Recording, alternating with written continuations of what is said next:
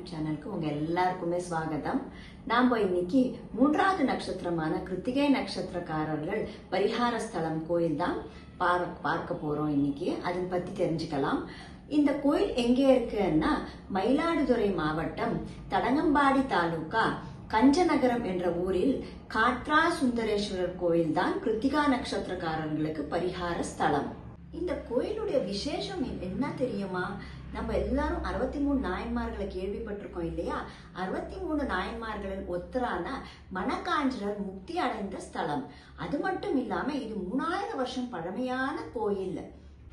இங்கே சிவனை சுந்தரேஸ்வரராகியும் அம்பாளை துங்க பால ஸ்தனாம்பிகையாகியும் தரிசிக்கலாம்.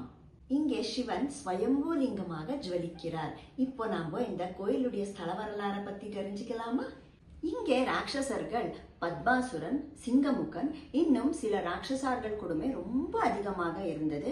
இதனால் சில ருஷிமுனிகள் அம்பாள் பார்வதியை தங்களை பாதுகாப்பு செய்வதாக வேண்டிக் கொண்டார். இதனால் பார்வதி இவளை பாதுகாப்பு செய்வதற்காக காற்றஜோதி சொரூபமான சிவனை பிரார்த்தித்தாள். காற்றஜோதி என்றால் யோக நிலையில் இருக்கும் சிவன்.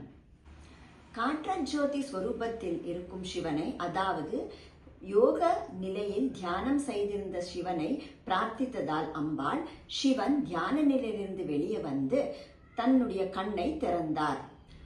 அப்போது 6 ஜோதிகள் வெளிவந்தது. இந்த 6 ஜோதிகள் ஒன்றாய் இணைந்து கார்த்திகேய ரூபம் பெற்றது. கார்த்திகேயன் என்ன யாரு சொல்லுங்கோ? நம்ம எல்லாருக்கும் தெரிஞ்சது இல்லையா? நம்ம எல்லாருடைய இஷ்ட தெய்வம் முருகன் பிறந்த இடம் கூட இந்த ஸ்தலம்தான். இந்த ஸ்தலத்துக்கு எவ்வளோ பெருமை இல்லையா? காஞ்சன பிரகாசம் சிவனுடைய கண்களால் வெளிவந்ததுனால இந்த இடம் காஞ்சன நகரமாக போற்றப்படுகிறது. இந்த கோயிலுடைய இன்னொரு விசேஷம் என்னவென்றால் எங்கேயுமே பார்க்காத, எங்கேயுமே கேட்காத ஒரு அதிசயம். அது என்னவென்றால் அம்பாள் துங்கபால ஸ்தனாம்பிகை தனது இடது தோள்பட்டியில் ஒரு கிளியை பிடித்திருக்கிறாள். இந்த அழகான கிளியுடைய பேர் என்ன தெரியுமோ? வேதாமிருத் கீரம். இது வேதங்களை ஓதுகிறது. ஆமாம், இது வேதங்களை சொல்லுகிறது. சாக்ஷாத் சிவனே இந்த கிளி ரூபத்தில் இங்கே இருக்கிறார் என்று நம்பப்படுகிறது. இங்க நம்ம தெரிஞ்சுட்டோம் இல்லையா? நம்ம எல்லாருடைய அழகு முருகன் இங்க பிறந்த இடம் அப்படின்ட்டு.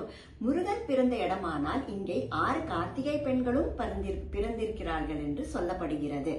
அதனால் இங்கே கல்யாணமாகாத பெண்கள் கல்யாண பாக்கியம் பெறணும் என்றால் வெள்ளிக்கிழமை வந்து இந்த கிளியை தரிசித்து 6 கன்னி பெண்களுக்கு அம்பாளுக்கும் சேர்த்து சுமங்கலி பிரார்த்தனை செய்தால் கல்யாண பாக்கியம் கூடிய சீக்கிரம் கைகூடும் என்றும் சொல்லப்படுகிறது.